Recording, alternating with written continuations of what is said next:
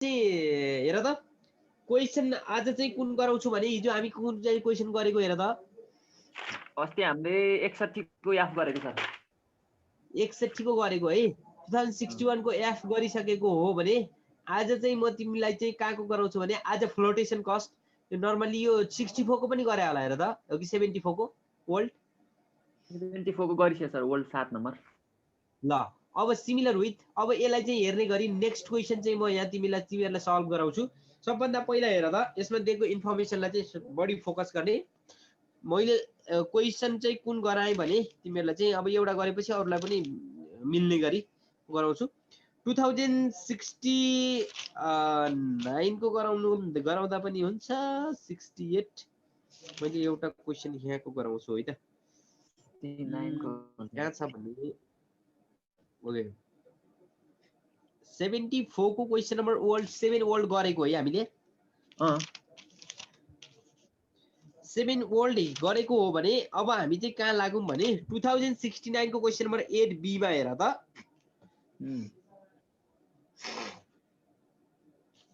त्यो त सेम त्यस्तै हो क्या सर क्वेसन सेम त्यस्तै खालको क्वेसन हो म भनिदिन्छु तिमीले चाहिँ गर्दै जाने म पनि अलिअलि गिभन चाहिँ लेखिदिँदै जान्छु अथवा यही भेट्यो भने 69 को 8 नम्बर क्वेसन हेरेछ ल है त ल हेर म यसैबाट भनिदिन्छु तिमीले चाहिँ गर्दै जाऊ ल यसमा हेर Khukuri distillery firms has the following capital structure which its considered to be optimal भनेछ यो तल दिएको हामीलाई के छ त प्रपोर्सन अफ डेप्थ proportion of preferred stock proportion of common equity or common stock भनेर दिएको छ टोटल क्यापिटल स्ट्रक्चर कसरी बनेको रहेछ त क्यापिटल स्ट्रक्चरमा के कुरा इन्भल्भ भएको रहेछ एउटा डेप्थ एउटा प्रिफर्ड स्टक एउटा कमन स्टक यसलाई हामी के भन्छौँ त वेटेज एभरेज के भन्छौँ त कस्ट अफ क्यापिटल जस्तो इन्डिभिजुअल कस्ट चाहिँ कति बर्डन गरेको छ भन्ने कुरा चाहिँ यसले देखाउँछ हैन त हामीलाई नर्मल्ली जस्तो डेप्थले चाहिँ टोटल 100% क्यापिटलको हामीलाई अमाउन्ट नदिएको बेला हामीले चाहिँ के गर्छौँ त यो पर्सेन्टेजलाई नै फोकस गर्ने हो हामीलाई चाहिने भनेको पर्सेन्टेज नै हो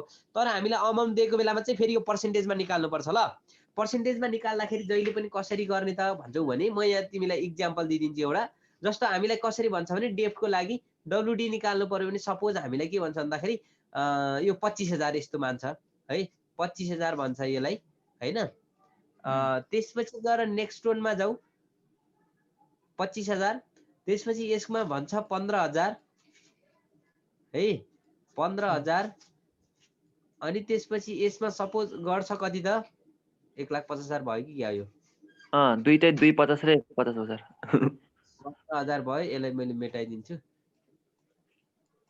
यसलाई चाहिँ नयाँ मेटाएर निकाल्नु पर्ने हुन्छ यसको चाहिँ 25,000 यसको 15,000 यो चाहिँ सपोज माना हामीलाई 60,000 दिन्छ क्या यसरी कुरो बुझ्यो नि यो 60,000 दियो भने चाहिँ टोटल क्यापिटल स्ट्रक्चर भनेको यो कति हुन जान्छ त यो 1 लाख हुन जान्छ है अब यस्तो कन्डिसनमा वेट कसरी निकाल्ने त पर्सेन्टेजमा कसरी निकाल्ने त भन्दाखेरि यसलाई टोटलले डिभाइड गर्ने कति आउँछ 1 लाख डिवाइडेड बाइ 25,000 गर्दाखेरि कति आउँछ त 0.25 यो निकाल्नु पर्ने हुन्छ है बुझ्यो नि 0.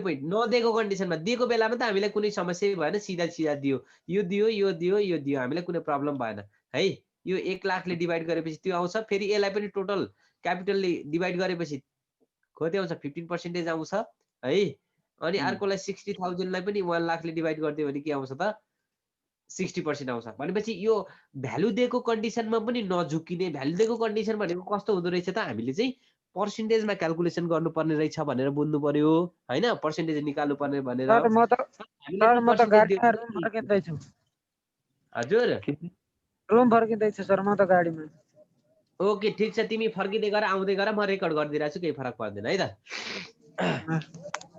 ल छिटो आऊ बरु छिटो आऊ त्यसपछि गएर हामीलाई यसमा दिएको इन्फर्मेसनले के भन्छ त भन्दाखेरि यो उसैले क्याल्कुलेसन गरेर दियो 25 उसैले क्याल्कुलेसन गरेर दियो 15 उसैले दियो 60 उसैले दियो भनेपछि हामीलाई भ्यालुको आवश्यकता परेन यो कुरा याद गर्ने अब त्यो हो भने क्वेसनले के भन्छ हेर माथिपट्टिको त इन्फर्मेसन त्यो टेबलको इन्फर्मेसन यति नै भयो कहिले कहिले यो टेबल बिना पनि दिन्छ कहिले चाहिँ टेबल सिधै दिन्छ सँगै दिन्छ है त्यो कुरा चाहिँ याद गर्ने अब हेर the form tax rate is 40% भनेको छ ल हेर मार्जिनल ट्याक्स रेट हामीलाई कति दियो त 40% क्वेसनले दिएकै छ त्यसपछि गएर the investors expected earnings and dividend to grow constant rate भनेको छ ग्रोथ रेट कति दियो त हामीलाई 8% भनेर दियो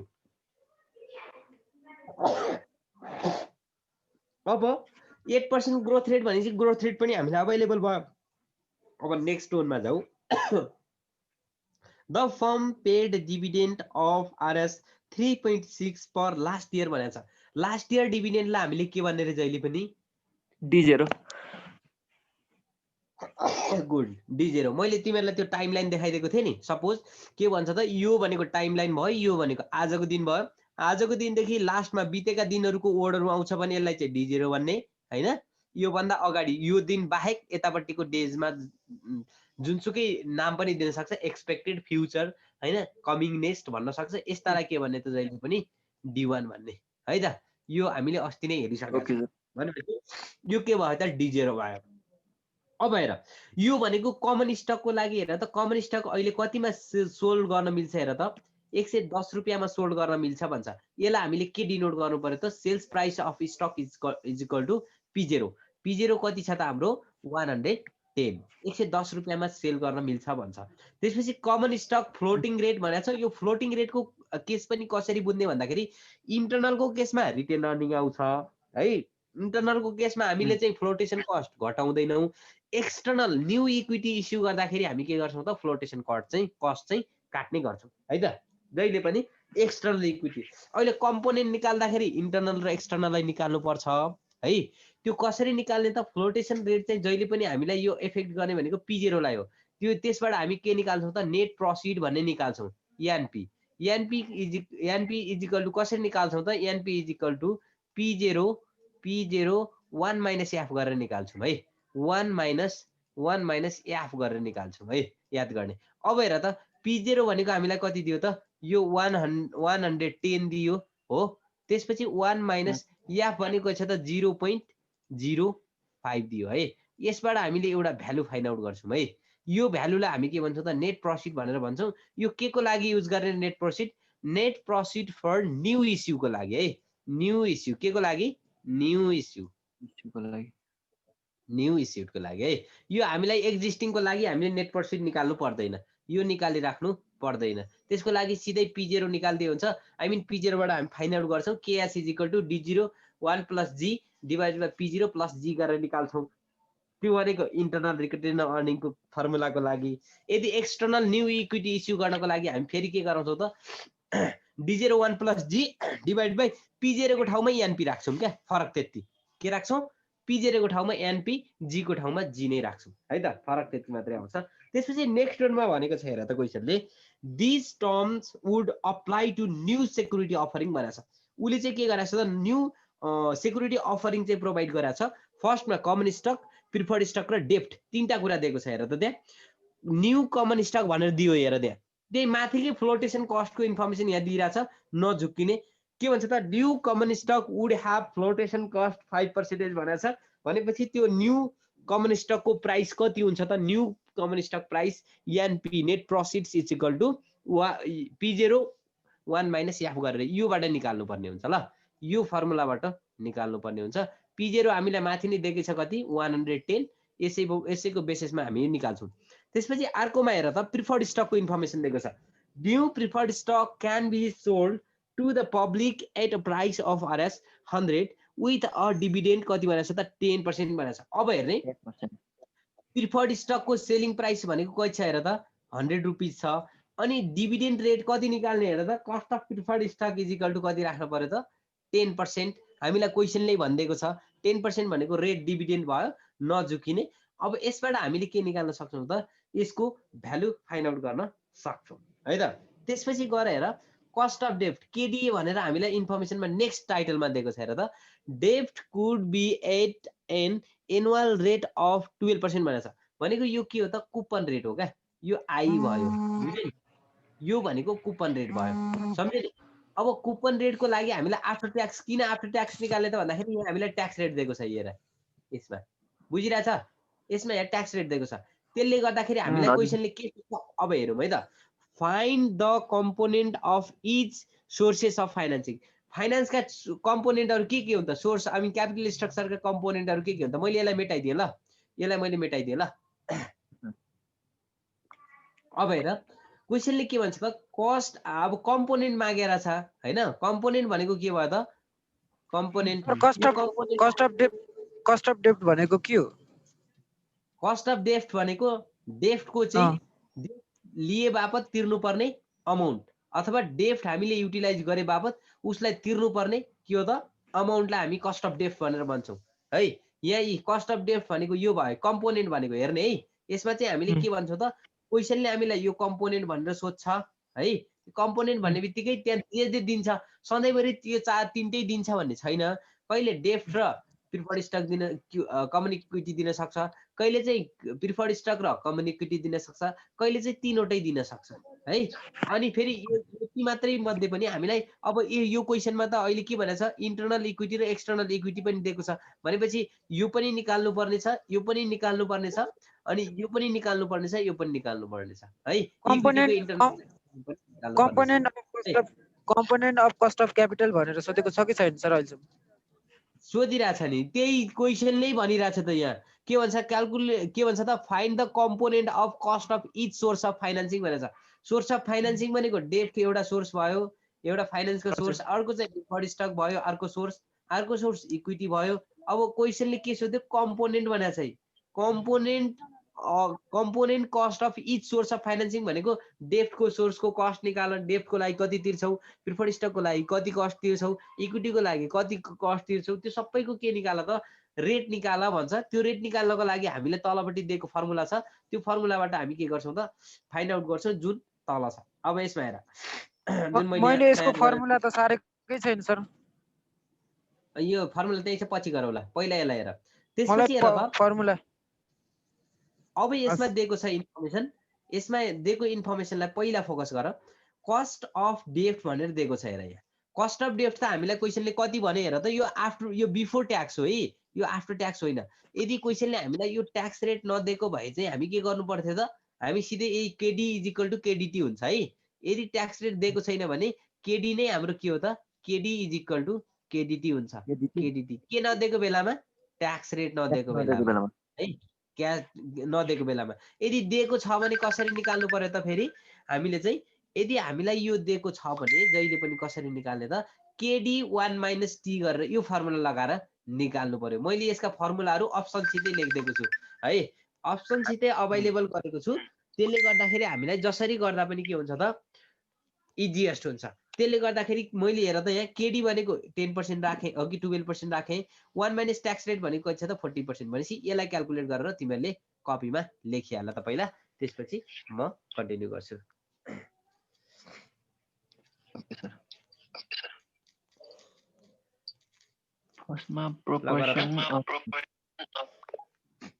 माथिको गिवन पनि सार्दै जाऊ त, गिवन सारेको छैन भने यो प्रोपोर्सन यहाँबाट है, क्यापिटल स्ट्रक्चरको यो हामीलाई यहाँ दिएको छ प्रोपोर्सन अफ डेफ्ट डब्ल्युडी, प्रोपोर्सन अफ, यसलाई वेटेज एभरेज डेफ्ट पनि भनेर भन्छ है, नझुक्किने।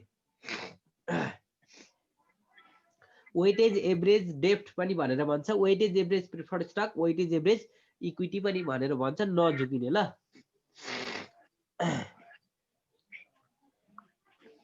यसलाई मैले डब्लुएसै मानिदिन्छु, यो इन्टरनल हो त्यही भएर हामीले चाहिँ यसलाई एसै मानिदिउँ।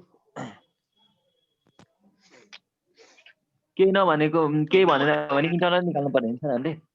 इन्टरनलकै बेसिसमा हामी क्यालकुलेसन गर्छौँ, केही भनेन भने न्यू इस्यु भन्यो भने इन्टरनल र एक्सटर्नल छुट्याउनु पर्ने हुन्छ, फरक त्यति हो। अनि हामीलाई फेरि त्यो छुट्याउन नि सजिलो छ कि, जस्तो न्यू दिएको केसमा हामीलाई फ्लोटेसन रेट प्राय जसो दिएको हुन्छ, प्राय जसो फ्लोटेसन रेट दिएको हुन्छ। यदि दिएन भने क्वेसनले आफैले भनिदिन्छ मजाले, न्यू इक्विटी इस्यु गर्दा कति आई मिन कस्ट तिर्नुपर्छ भनेर क्वेसनले मजाले खुलाएरै भनिदिन्छ है त। ल यति साह्रो त फटाफट। त्यसपछि म तिमीलाई त्यो हिजै केडिटी हुन्छ नि सर, केडी नै केडिटी। ट्याक्स रेट दिएन भने चाहिँ यो ट्याक्स रेट नदिएको भए हामीले यही केडीलाई नै हामी के मान्थ्यौँ त, केडिटी मान्थ्यौँ है त, याद गर्नु। ल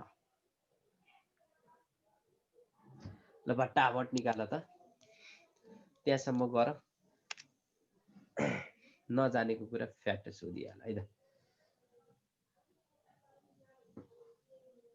डिभिडेन्ड पेड भनेको 3/60 अनि stock currently sell at rupees 100 per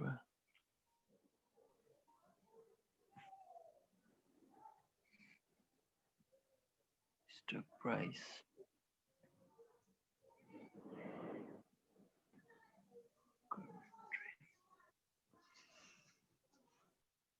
Common stock floating cost.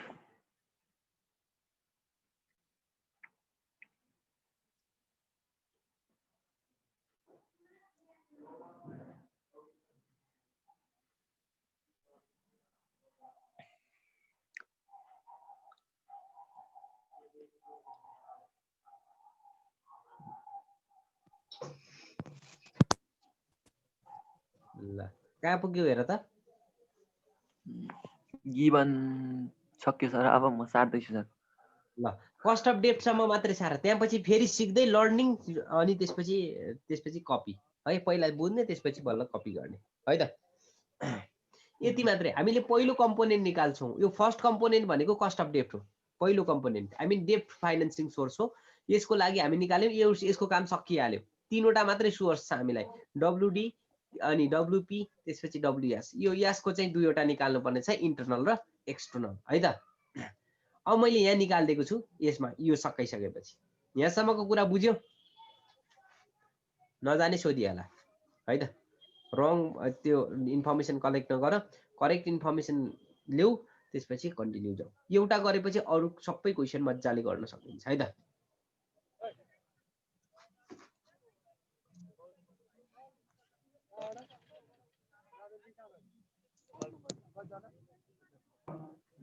Cost of date नपुगे sir अब सकिन्ला है मेरो ल कस्ट अफ डेट भनेको यहाँसम्म मात्रै जाऊ है त यस्तै जाम हो यहाँभन्दा पर जानु परेन है त यसरी बुझ्नु पर्यो after tax cost of debt after tax cost of debt KDT is equal to KD 1 minus T cost of debt 1 minus tax गरिदियो इक्वल टु 12% हामीलाई 12% अभाइलेबल गरेको छ 1 माइनस 0.40 गरिदियो त्यसबाट आउँछ 7.12%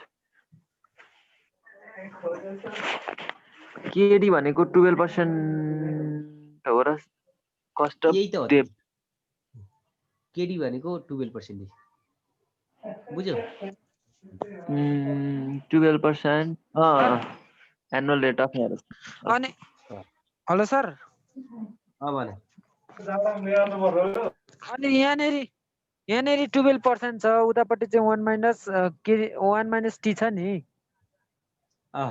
अनि यो 12% लाई चाहिँ के गर्ने आरएस मा गरेर मात्र अनि माइनस गर्ने होइन आरएस गर्नु परेन पर्सेन्टेज निस्किन्छ नि त सिधै 12% लाई 0. कति गर त 0.40 गर्दाखेरि 0.6 आउने भयो हैन यो 1 बाट यो घटाउँदा 0.6 0.6 इन्टु 12 गर्दाखेरि त 7.2% मै आउँछ नि सिधै त्यही भएर यो भ्यालुमा कन्भर्ट राख्नु परेन के यदि तिमीले यहाँ भ्यालु कन्भर्ट गरे पनि बिग्रेन तिमीले 100 मल्टिप्लाई गरेर यसलाई पर्सेन्टेजमै राख्नु पर्छ हैन यो पछाडी सिधा हामीलाई गर्न सजिलो हुन्छ त्यही भएर मात्रै गर्दिएको हो क्या यो ए हस् सर ल अब हेर त कस्ट अफ इन्टरनल इक्विटी अथवा इन्टरनल इक्विटी रिटेन अर्निङ भनेछ अब इन्टरनलको केसमा हामीलाई क्वेसनले दिएको इन्फर्मेसन चाहिँ बुझ्ने हामीसँग त यहाँ अभाइलेबल फर्मुला थुप्रै छन् हैन क्वेसनले के भन्छ त यो कुरालाई हामीले हेर्नु पर्यो रिटेन अर्निङको लागि हामीलाई यहाँ दिएको छ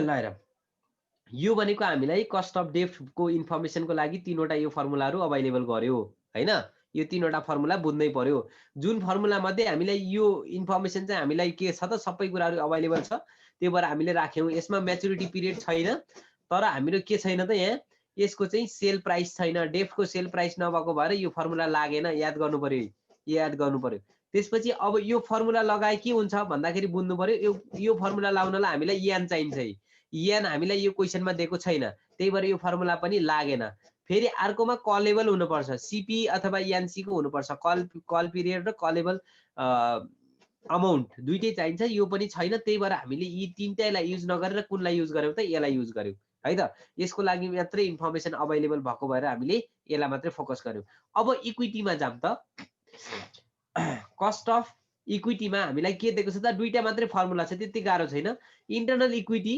हामीलाई कसरी राख्ने त हेर्ने यसलाई हामीले कसरी भन्छ cost of internal equity slash retained earning पनि भनेर भन्छ when there is sufficient retained earnings and there and share are not issued भन्छ। सेयर इस्युड नगरेको केसमा चाहिँ हामीले कसरी गर्छौँ, सेयर इस्युड नगरेको भनेको मतलब चाहिँ न्यू इस्युड सेयर नगरेको है, त्यो कुरा चाहिँ याद गर्ने। त्यसको लागि कसरी गर्ने रहेछ हेर त, KS is equal to D1 divided by P0 plus G गर्ने रहेछ है। हामीलाई अब त क्वेसनले D0 दिएको छ, ग्रोथ रेट पनि दिएको छ भनेपछि D1 निकाल्नलाई कुनै प्रब्लम छ त छैन नि, हामीले स्टक भ्यालुएसनमा जसरी गर्यो त्यसरी नै गर्ने। अथवा के पनि भन्न सक्छ, केएस यी इन्फर्मेसन नदिएको कन्डिसनमा चाहिँ dividend L plus growth L दुईटा जोडेर पनि हामी के गर्न सक्छौँ त, यो निकाल्न सक्छौँ।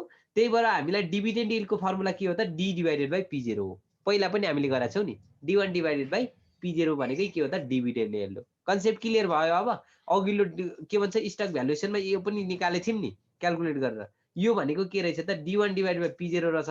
अनि ग्रोथ रेट जोडिदिएपछि के आउँदो रहेछ, कस्ट अफ इन्टरनल इक्विटी आउँदो रहेछ। अब नेक्स्ट वानमा जाऊ, यो फर्मुला त भयो। अब कस्ट अफ के भनेको छ त, एक्सटर्नल इक्विटीको लागि हामीलाई यहाँ याफ दिएको छ, फ्लोटेसन कस्ट। फ्लोटेसन कस्ट भनेको यसले कति घटाउँछ त, हामीलाई क्वेसनले 5% घटाउन भनेको छ।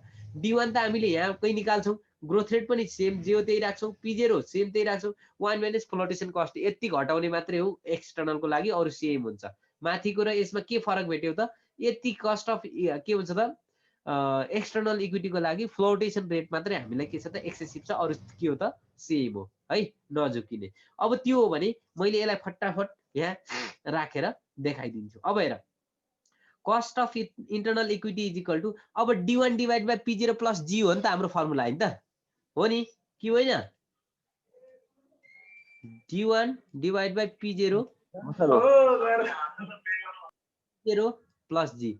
अब हेर त, D1 त हामीलाई क्वेसनले दिएको छैन, तर त्यसको अगेन्स्टमा के छ त, D0 त हामीसँग छ नि। D1 कसरी आउँछ त, D1 is equal to D0 1 plus G, D1 is equal to D0 1 plus G 1 plus G, यही होइन त, हिजो अस्ति पनि निकालेँ मैले, यही एकै ठाउँमा निकालिदिएँ। D0 1 plus G is equal to D1 भइहाल्यो होइन। त्यसपछि गएर P0 को P0 नै भयो, जी को जी नै भयो, यी जीलाई जी नै राखियो भनेपछि यसरी के गर त, फल फिलअप गर्दै जाऊ ल। D0 भनेको हामीलाई क्वेसनले फेरि अरूको राखौँला नि, D0 त्यो के भन्छ त कमन इक्विटीको ल राखौँला, त्यो गर्ने होइन। कहिलेकाहीँ कमन इक्विटीको पनि डिभिडेन्ड के भन्छ, प्रिफर्ड स्टकको डिभिडेन्ड पनि दिएको हुन्छ।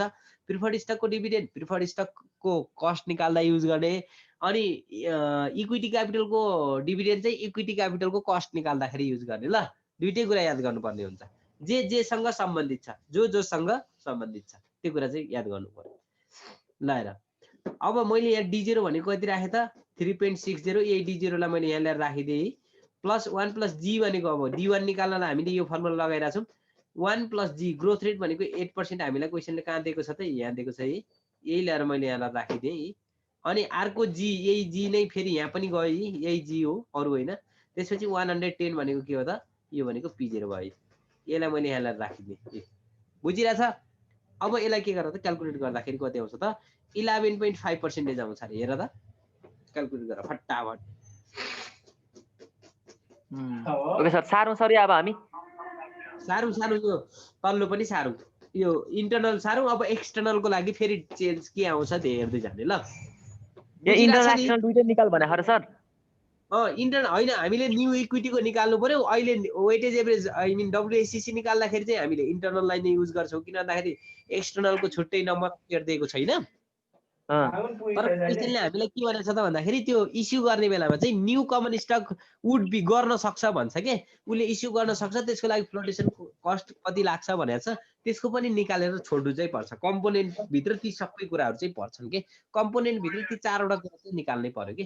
कुरो बुझ्यौ नि, दिएको अवस्थामा, नदिएको बेलामा जति दिएको छ त्यति मात्रै गर्ने। हामीलाई त अहिले दिएको छ नि त, न्यू इक्विटीको इन्फर्मेसन पनि छ, इन्टरनलको पनि छ होइन र।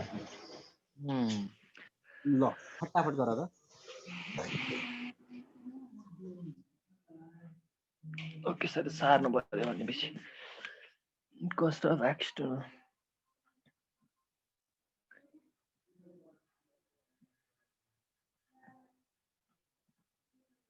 External equity retain earning. बुझिरहेछ नि? बुझिरहेको छ सर। त्यस्तो गाह्रो छैन। फर्मुला चाहिँ तीनवटा, त्यही कम्पोनेन्ट मात्रै बुझ्ने हो कि यसमा, अरू केही छैन। कम्पोनेन्ट बुझ्ने, दिएको गिभन इन्फर्मेसन के हो त्यति कुरा बुझ, इनफ, सकिहाल्छ। त्यस्तो गाह्रो केही पनि छैन।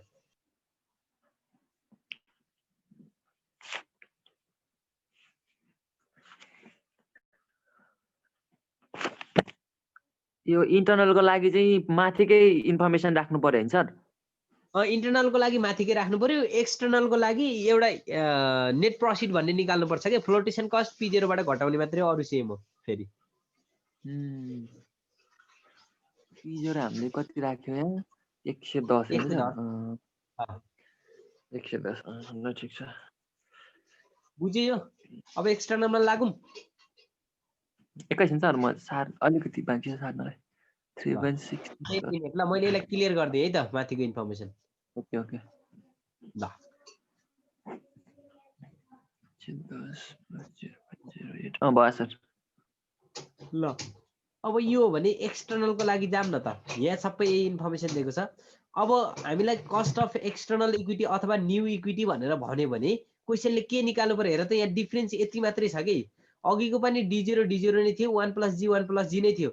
D0 मा 3.60 नै थियो, ग्रोथ रेटमा 0.08 नै थियो। यहाँ पनि ग्रोथ रेट जे हो त्यही नै थियो। तर हामीलाई यहाँ एनपी को ठाउँमा के मात्रै चेन्ज भयो त, फ्लोटेसन कस्ट। अब यहाँ फ्लोटेसन कस्ट आयो, यो फ्लोटेसन एनपी कसरी निकाल्ने त हेर त। यहाँ एनपी = P0 भनेको 110 भयो हैन, 110 माइनस कति 1 माइनस फ्लोटेसन कस्ट भनेको 0.05 गर्नु पर्यो क्या। ए बुझ्यो? अब हेर, अब योबाट कति निस्किन्छ, 110 बाट यो उ गर्दाखेरि मल्टिप्लाई गर्दाखेरि कति आउँछ त नेट प्रॉफिट? 104.5 आउँछ। यही 104.5 लाई हामीले यहाँ सेट गरिदिने हो कि।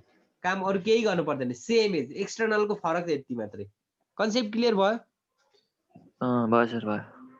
ल अब त्यो भने हामी फेरि प्रिफर्ड स्टकमा इन्टर गर्छौं, त्यसपछि बल्ल WACC क्याल्कुलेसन गर्छौं है त।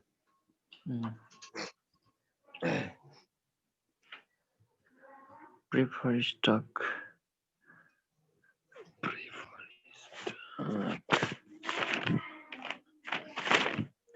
केको सजेसन इन्फर्मेसनलाई फर्स्टमा क्याल्कुलेट गर्ने, त्यसपछि बाँकी इन्फर्मेसन त पछाडी गर्दा पनि हुन्छ।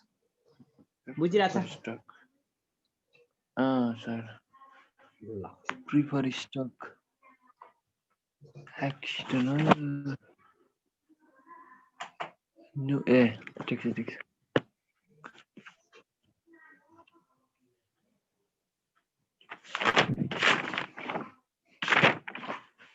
मैले यो सार्नु पर्यो नि त कस्ट अफ एक्सटर्नलको।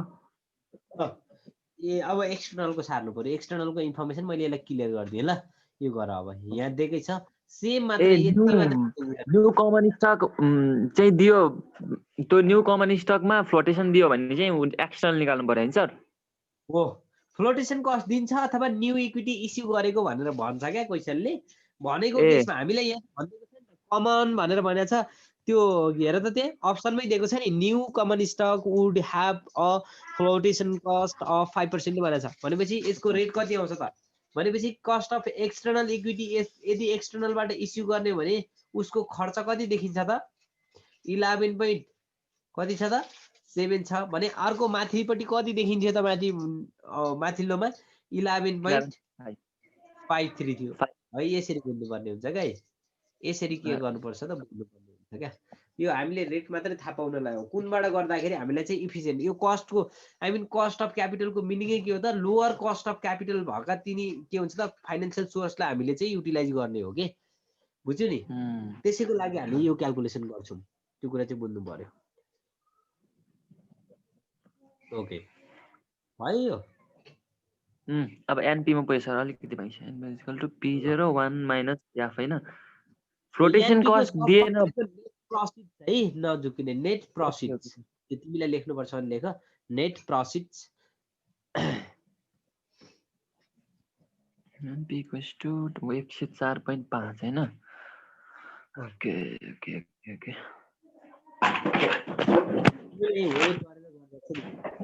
प्रिफर स्टकमा दर्शन भयो।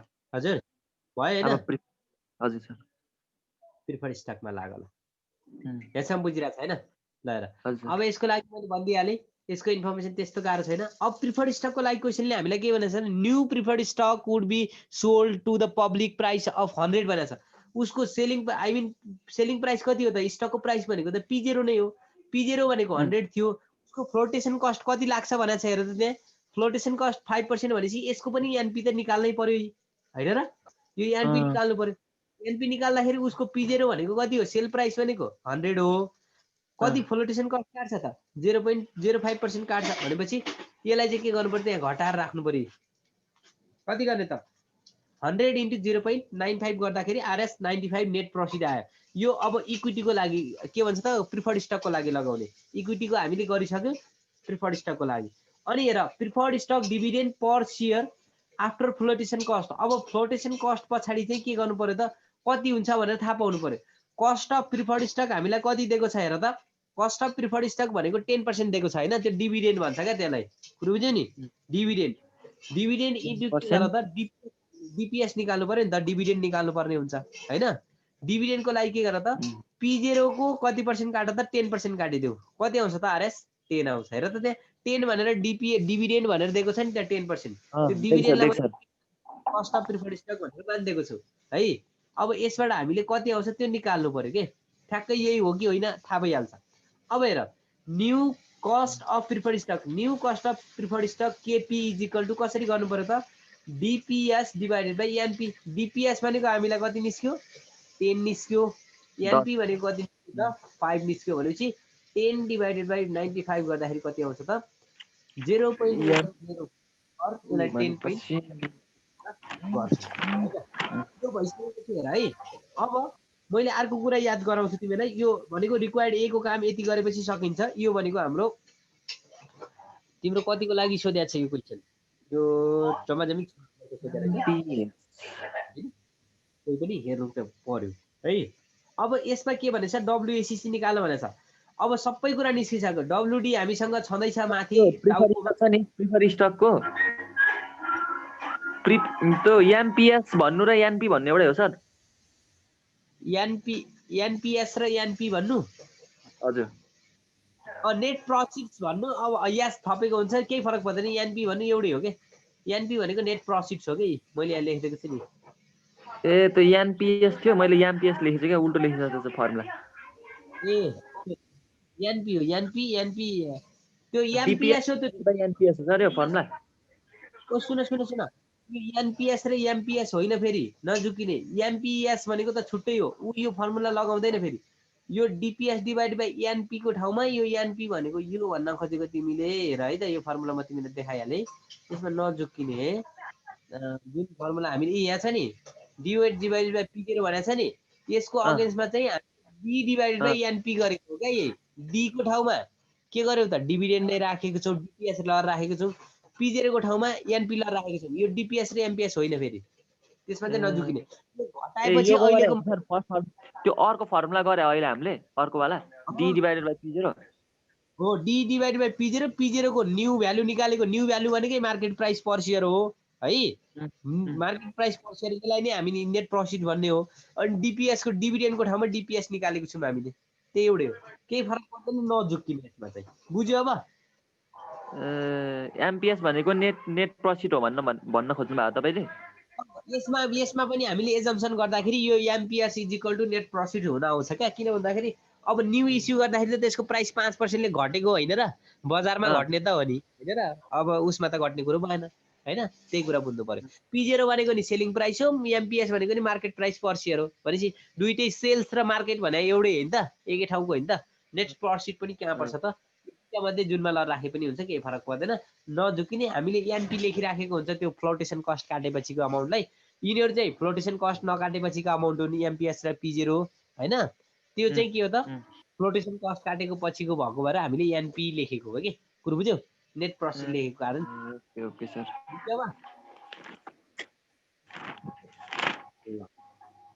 फटाफट गर त अनि डब्ल्युसीसी अब हेर वेटेज कस्ट अफ क्यापिटल कसरी निकाल्ने भन्ने कुरा सिकाइदिन्छु मैले पहिला नम्बरमा यहाँ काटिदैछ काट्यो भने फेरि रिजोइन गर ल क्लास सकिदैछ अब यसमा हेर है त यसको डब्ल्युएसीसी निकाल्ने तरिका weightage average cost of capital भनेर भन्छ डब्ल्युडी हामीलाई क्वेशनमा फर्स्टमा टपमा निकालेको छौं केडीटी पनि निकाल्यौं हैन डब्ल्युबी वेटेज एभरेज के भन्छौ त प्रिफर्ड स्टक पनि हामीसँग माथि छ हैन अनि कस्ट अफ प्रिफर्ड स्टक पनि हामीले कति निकाल्यौं त 11 point something कति निकालेको छ यो चाहिँ इन्टरनल लहर के भन्छ त हामीले चाहिँ यो नयाँ निकालेको वाला लहर राख्ने ल केपी वाला चाहिँ यो लहर राख्ने ल यो 10.5 वाला लहर राख्ने ल त्यसपछि गएर डब्ल्युएस भनेको माथि हामीलाई वेटेज एभरेज कमन इक्विटी 60% दिएको छ होला त्यो लर राख हैन एएस भनेको हामीले फेरि यो कुन चाहिँ लर राख त इन्टरनल लर राख ल एक्सटर्नल होइन फेरि